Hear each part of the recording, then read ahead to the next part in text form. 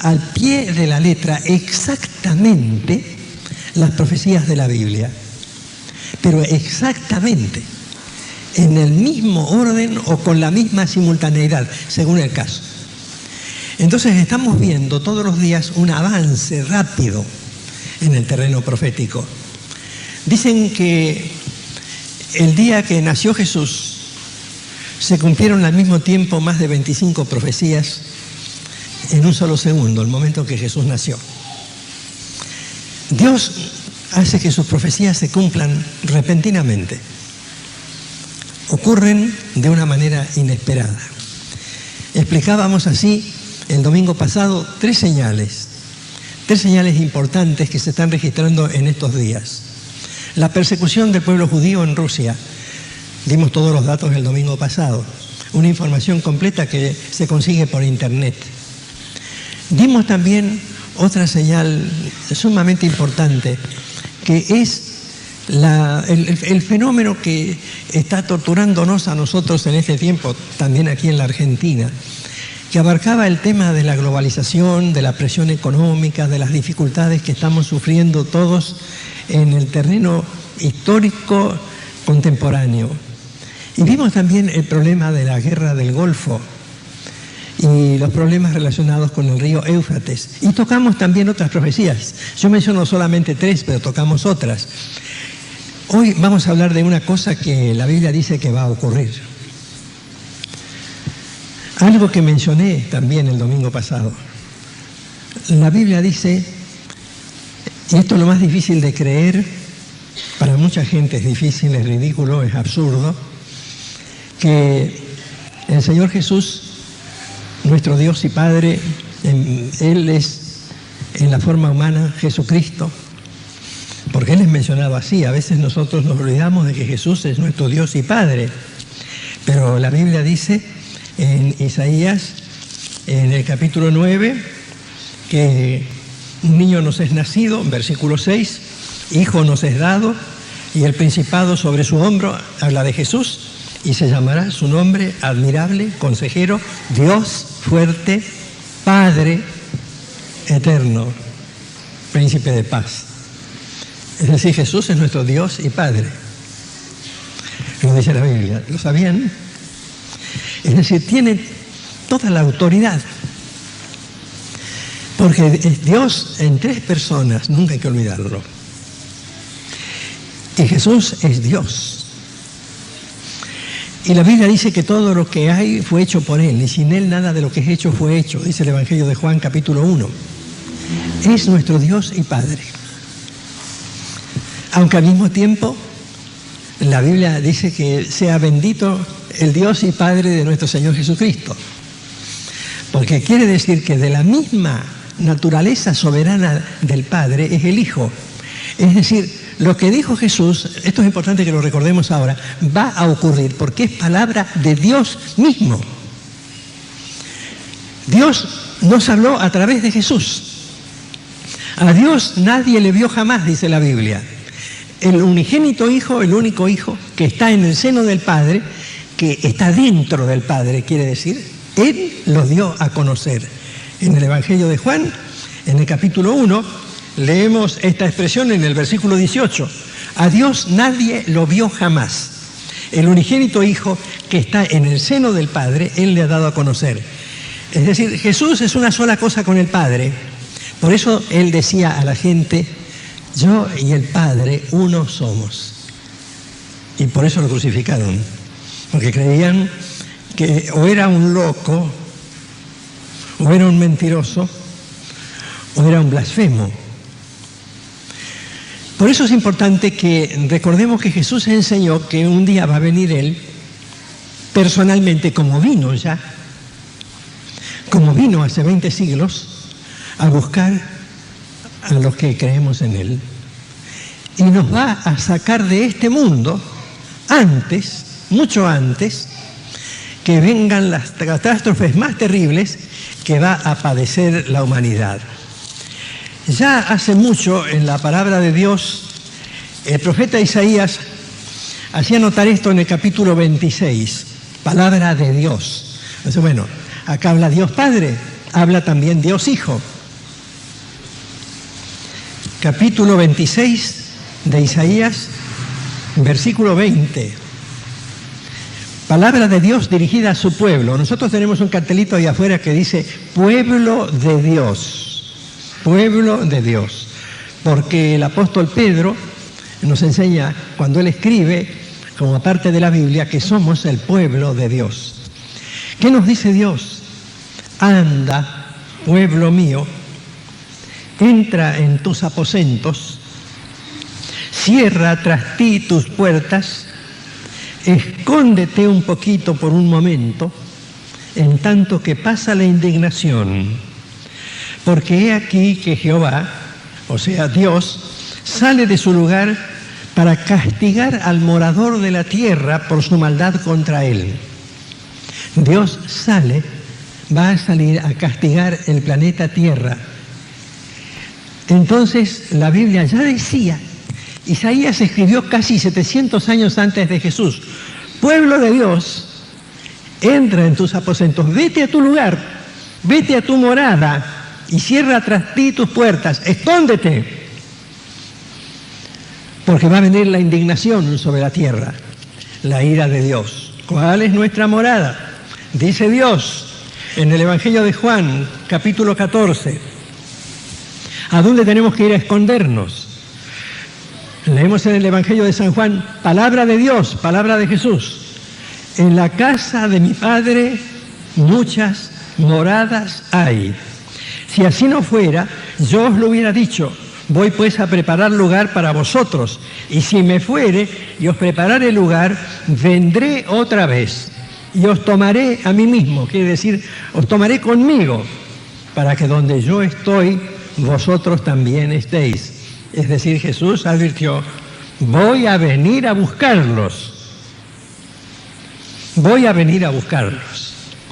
Entonces, es interesante ver en el capítulo 25 del Evangelio de Mateo este relato que hizo Jesús. Es una especie de cuento, donde Jesús quería enseñar algo muy importante y para que la gente lo entendiera, lo presentó en forma de un relato imaginario.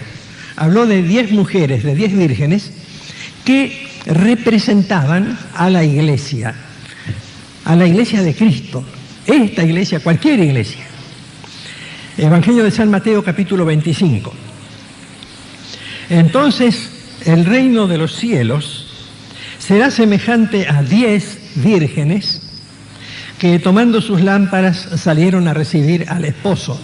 Es decir, 10 muchachas en este relato imaginario que formaban parte del cortejo. En aquella época se acostumbraba que las chicas, muy bien ataviadas, muy elegantes, fueran el cortejo del novio y pudieran asistir así a la fiesta de las bodas y a la ceremonia de las bodas también. 5 de ellas, dice el versículo 2, eran prudentes y 5 eran insensatas, es decir, 5 tenían inteligencia y 5 les faltaba un poco de todo. Las insensatas, tomando sus lámparas, no tomaron consigo aceite. En aquella época el aceite era lo que hoy sería el querosén, más o menos, un combustible. Mas las prudentes tomaron aceite en sus vasijas juntamente con sus lámparas. Y tardándose el esposo, como tardaba el esposo, cabecearon todas y se durmieron. Y a la medianoche se oyó un clamor, se oyó un grito. Aquí viene el esposo para la fiesta. Vieron que últimamente pasa eso en los casamientos. Antes, cuando yo era joven, a las 12 las parejas ya se iban para el viaje de bodas. Ahora a las 12 o a la 1 llegan para la fiesta. Cambió un poco la cosa. Pero antes también era así, ¿eh? Fíjense, dice, a la medianoche llegó el novio, como era la costumbre de la época. Y se oyó un clamor, un grito. Ahí viene el esposo, chicas, salgan a recibirlo. Entonces todas ellas, aquellas vírgenes, se levantaron y arreglaron sus lámparas. Y las insensatas, las que no habían puesto querosén o aceite, como era en aquella época, les dijeron a las prudentes, dennos de vuestro aceite porque nuestras lámparas se apagan. Pero las prudentes respondieron diciendo, pero así nos faltaría también a nosotras. Y también a ustedes. Vayan a los que venden y compren para ustedes mismas. Acuérdense que Jesús estaba contando esto, ¿eh? Pero mientras ellas iban a comprar el aceite, a medianoche, ¿dónde iban a conseguir aceite? En Carrefour, que sé yo, está todo cerrado esa hora. Ellas iban a comprar, vino el esposo, llegó el esposo, y las que estaban preparadas entraron con él a las bodas, y se cerró la puerta. Y después vinieron también las otras, diciendo, Señor, ábrenos. Pero él dijo, de verdad les digo que no las conozco. ¿Qué tal tienen aceite ustedes para esperar a Cristo? ¿O van a ir a buscar auxilio cuando Cristo venga y ya va a ser tarde? Ahora, miren ustedes, Jesús terminó diciendo, velad pues, porque no sabéis el día ni la hora en que el Hijo del Hombre ha de venir. Pero lo interesante del caso acá, en el versículo 6 del relato de Jesús, es que cuando llegó el esposo, una voz gritó, vengan, vengan a recibirlo. No sé si se dan cuenta. No es que el esposo, el novio, el que venía para la fiesta de bodas, iba a donde estaban las chicas, sino que las chicas tenían que salir a encontrarse con él para formar el cortejo. Observen el detalle. Salgan. No, ahí viene el esposo, esperen. No, ahí viene el esposo, salgan. Piénsenlo porque vamos a leer otro pasaje. En la primera carta de San Pablo a los tesalonicenses, los tesalonicenses eran los habitantes de la ciudad de Tesalónica, un nombre raro, tesalonicenses, pero en el capítulo 4 dice lo siguiente, desde el versículo 13. Tampoco queremos, hermanos, que ignoren acerca de los que duermen. Pablo era un hombre muy elegante, muy académico para hablar. No estaba hablando de la gente que estaba dormida, sino de la gente que estaba muerta, pero que dormía en la paz del Señor. Algunos avisos fúnebres dicen por ahí, se durmió en la paz del Señor. Bueno, lo que Pablo quería decir, los que duermen, los que se han dormido en la paz del Señor, ustedes piensen en ellos, no se entristezcan como los que no tienen esperanza. Porque si creemos que Jesús murió y resucitó, también traerá Dios con Jesús a los que durmieron en él.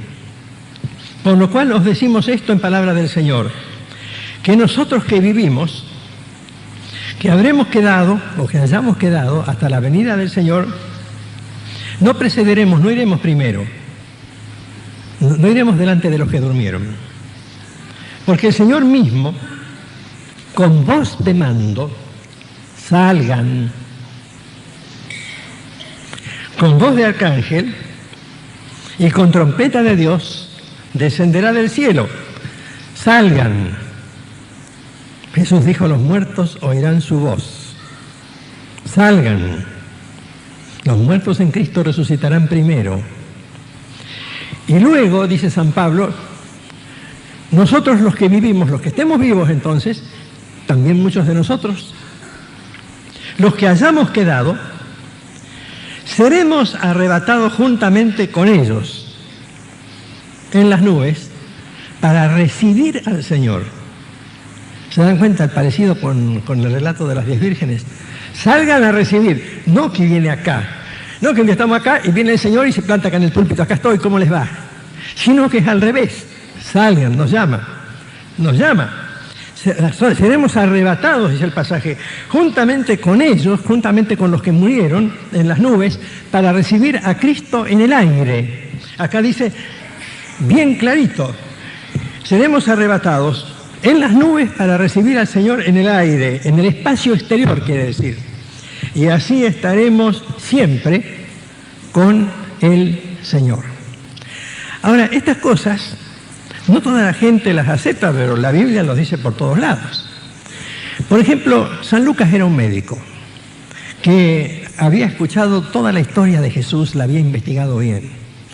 Y un día San Lucas escribió en su evangelio, en su historia, escribió un pasaje en el capítulo 21 del evangelio de San Lucas, que hablaba de las cosas terribles que vendrán a la tierra en el tiempo que la Biblia llama la Gran Tribulación, cosa de la que hablaremos otro día, no esta noche, tal vez de paso sí. Y les decía, capítulo 21 del Evangelio de San Lucas, contaba a Lucas lo que había dicho Jesús. Jesús había contado algunas cosas muy serias que van a ocurrir.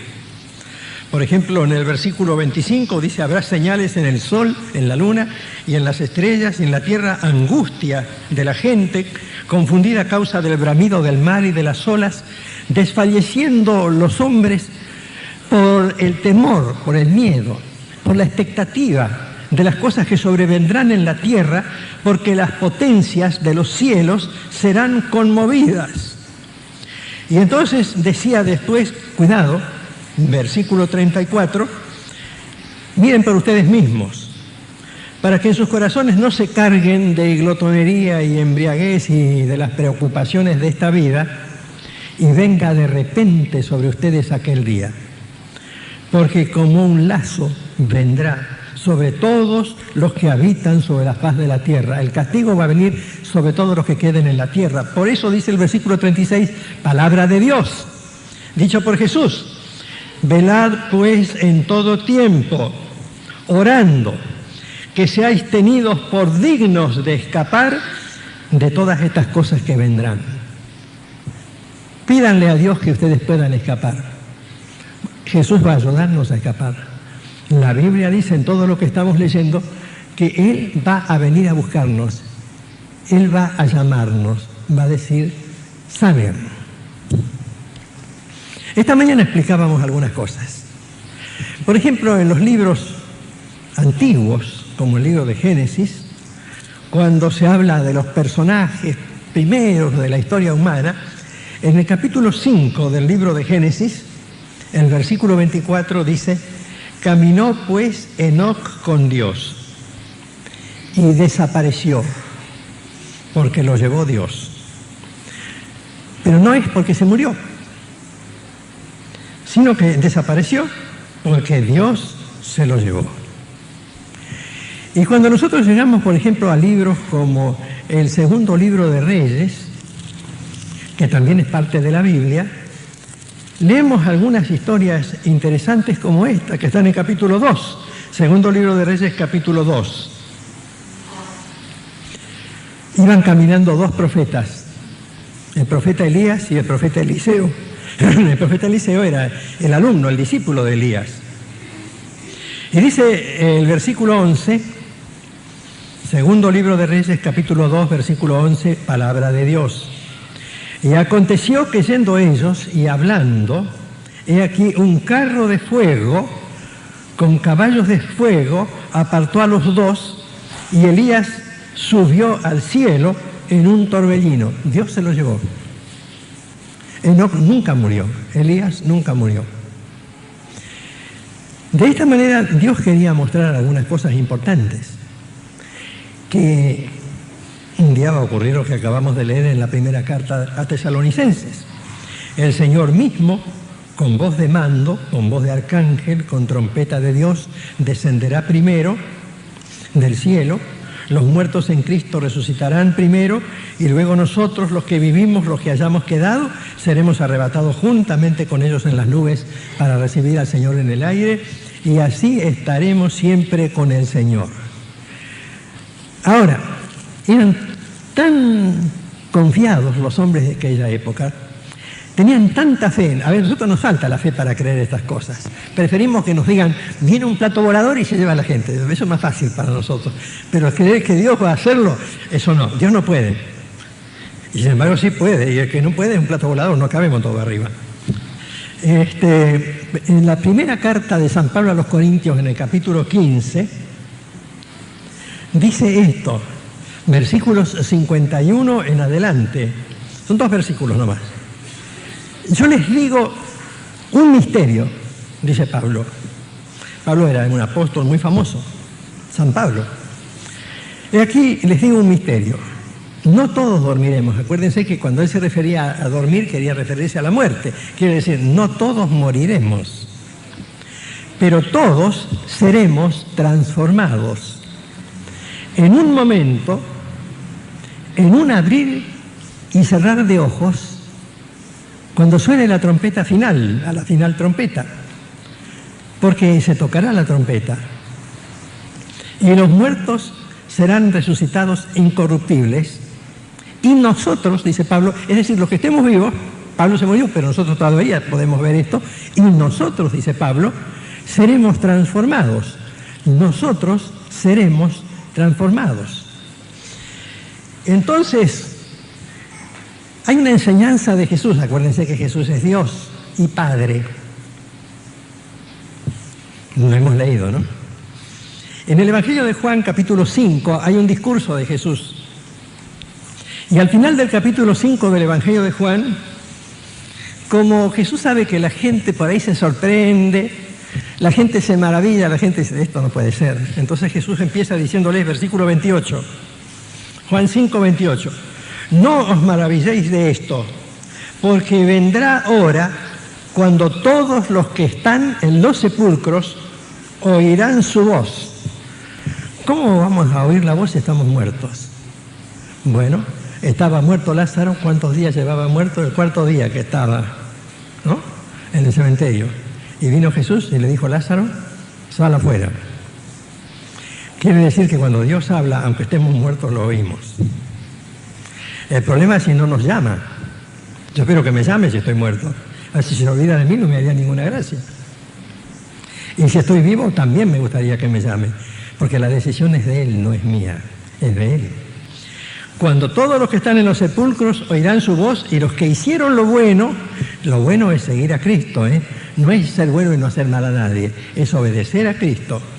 Y los que hicieron lo bueno saldrán a resurrección de vida, mas los que hicieron lo malo, los que rechazaron a Cristo, no le obedecieron, aunque creyeron en Cristo, esos resucitarán para condenación. Los que hicieron lo malo, a resurrección para condenación. El Salmo 89 hace una pregunta que tiene mucha antigüedad, muchos siglos.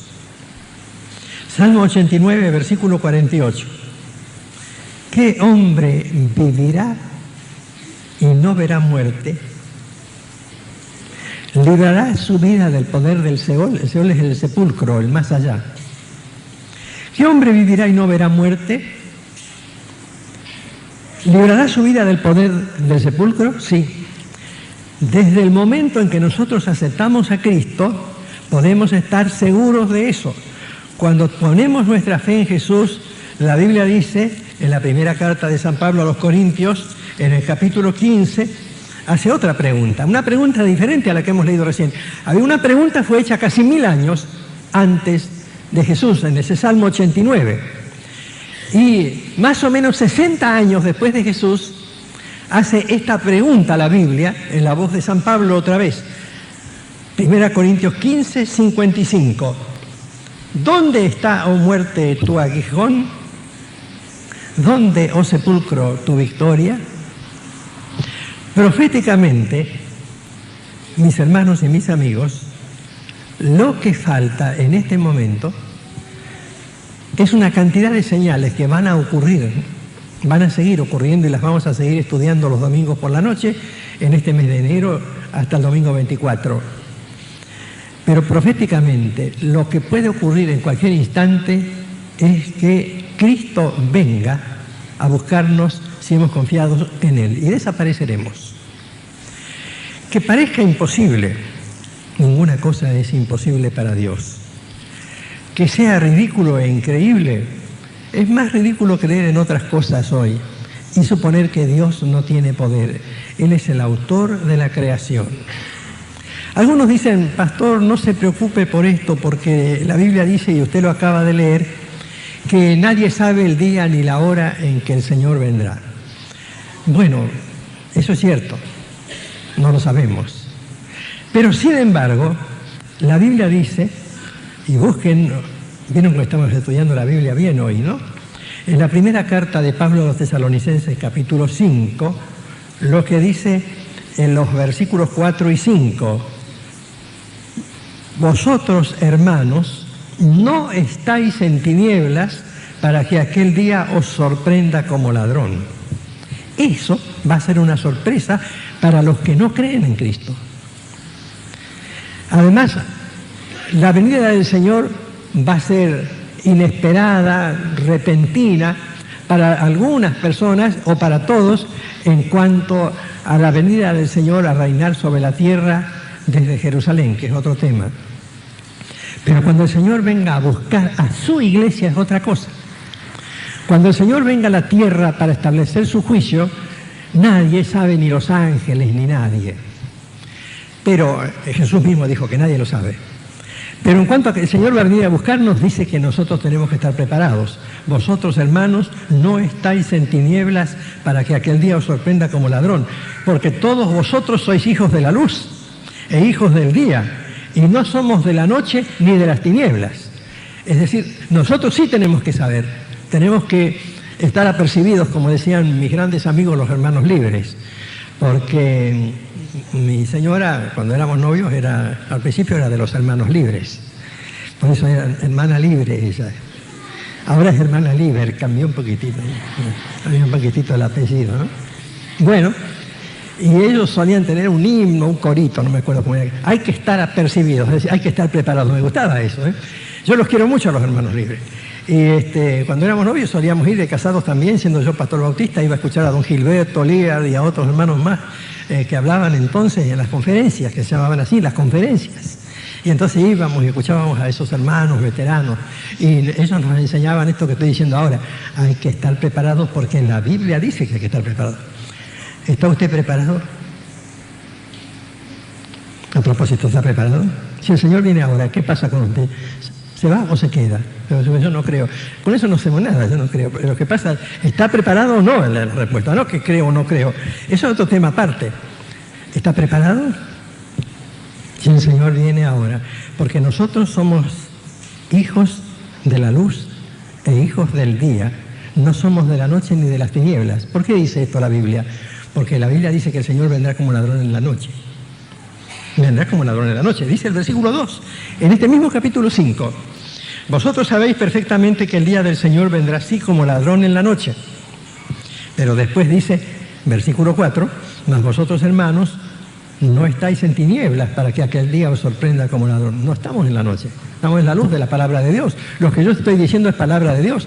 Yo les estoy diciendo no por mi autoridad, porque yo soy un pobre tipo igual que cualquier ser humano, pero en el nombre de Dios, Padre, y en el nombre de Dios, Hijo, les digo que si no están preparados, no van a ser llevados por Cristo. Yo a veces pienso que salimos ahí orando, cuando dice ese libro tan interesante de Salvador, un buen libro sobre el tema. ¿Qué pasa? La misma cosa que quiero decir antes de terminar. Dice la Biblia. El mundo evangelio de Lucas que hemos mencionado ya tiene otra historia que contó Jesús.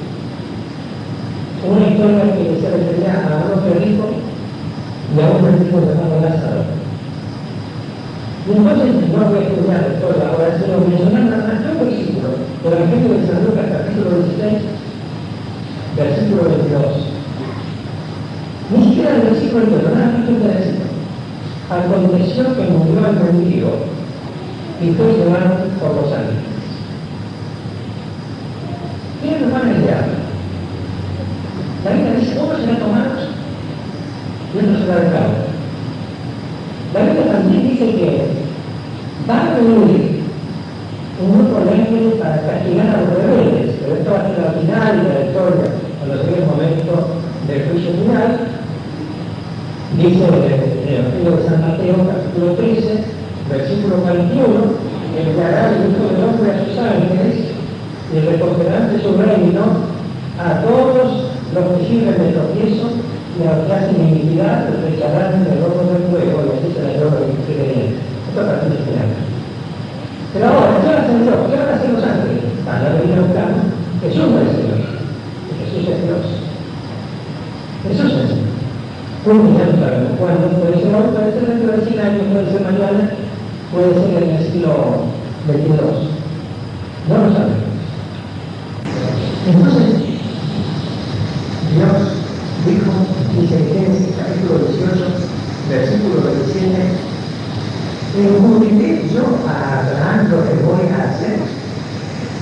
Dios experimentaba una manera de escribir de la propia Génesis. ¿Cómo le voy a esconder eso a Abraham lo que puede ser? ¿Ustedes creen que Dios nos esconde las cosas que se pueden hacer? No. Dios nos revela las cosas que se pueden hacer. Esa pregunta se hace yo siempre. Yo me llamo Samuel. Bueno, no soy digno de llevar el nombre del primer profeta de la antigüedad, pero Dios debe decir, y me voy a ocultar a Samuel lo que yo tengo que hacer, no, porque para eso es la Biblia. Es la Biblia a todos nosotros. Si nosotros buscamos acá un salmo, el Salmo 25, 14, Salmo 25, 14, dice aquí, la comunión íntima de Jehová es con lo que le temen. La comunión íntima de Dios es con los que le temen. Y a ellos hará conocer su pacto. Dios nos hace saber a nosotros, muchachos, prepárense, pongan aceite en sus lámparas, porque va a tener Cristo y va a decir, salgan. Y si no están preparados, no van a poder salir.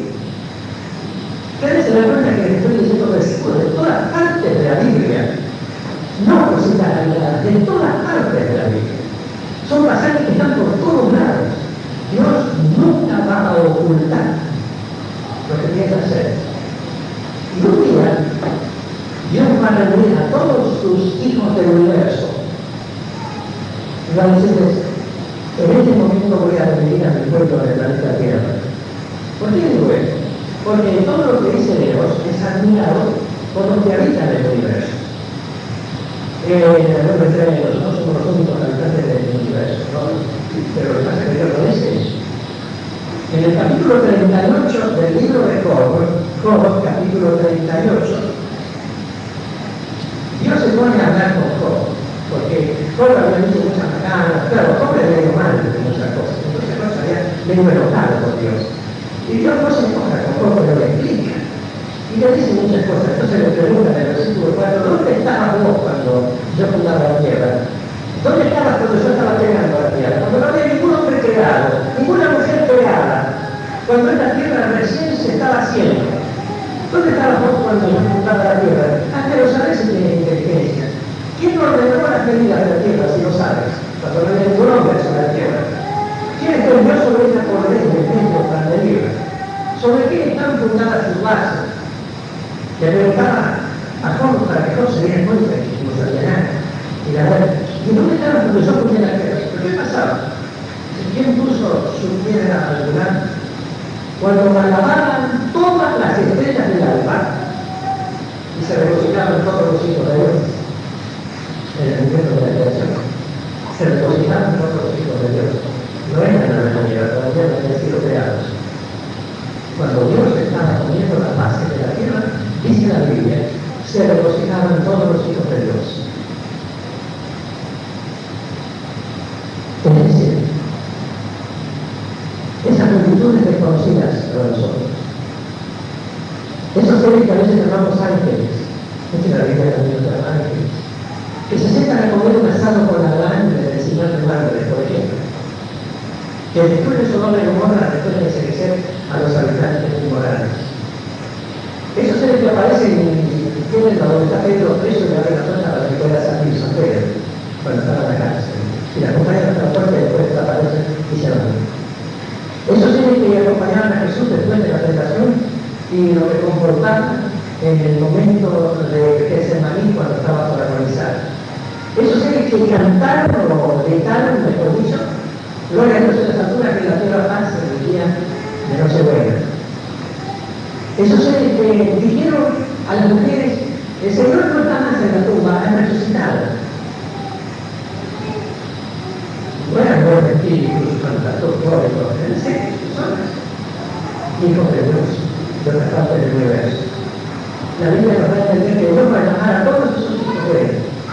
Vengan a ver cómo libero a los esclavos del pecado de la tierra. Los que ya fueron liberados por la sangre de Jesús, ahora los saco de la tierra y los llevo conmigo. Esa es la doctrina del tratamiento. Dios se lleva a su pueblo. Por eso el nombre que hemos puesto en el templo, pueblo de Dios. Y por último, precisamente cuando termina, por eso seguimos todos conmigo. Hasta ahora. Aún el domingo que viene, lo que tengamos hecho del Señor, haremos un poco más tarde de la reunión, pero el domingo que viene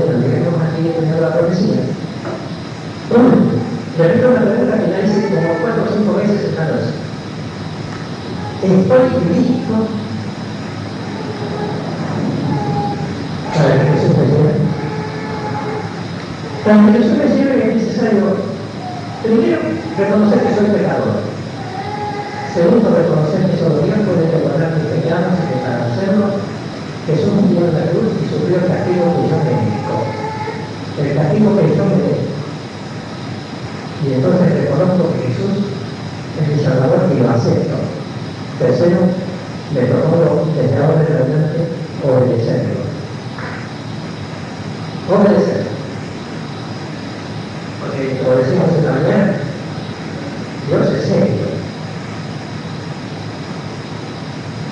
Hubo que enseñarle a la guerra cuando lo hablo, cuando yo digo esto es así, ahora esto es así. Él dice, estén preparados, porque aunque ustedes fueron parte del cortejo y estén acá alabando y cantando de los lámparas, si en el momento que yo vengo,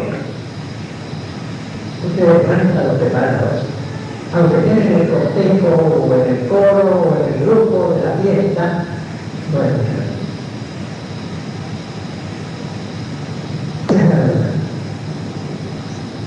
Es un buen momento para resolver, ¿verdad? Pero no es un trabajo muy en serio,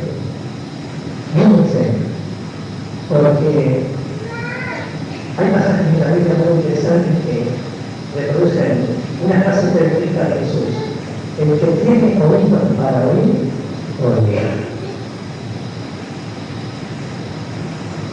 Hay una manera de alcanzar la salvación y es seguir a Jesús.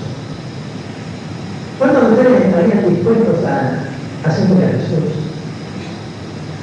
Que después de haber escuchado estas palabras de esta noche, se comprometen a pensar más profundamente y decirle a Jesús: Señor, quiero seguirte. Eso no significa dejar su empleo, ni encerrarse en un convento, ni dejar las cosas lindas de esta vida. Es decir, a Jesús, quiero prepararme para cuando tú vengas. Quiero obedecerte, quiero formar parte de tu pueblo, verdadera parte del pueblo de Dios, y seguirte para que cuando vengas yo me quede. Como decía una canción muy entusiasta, yo no me quedo. Yo quiero ir al cielo. ¿Cuántos de ustedes quieren empezar a seguir a Jesús hoy durante la semana? Miren cuántas marchas. Gracias a Dios.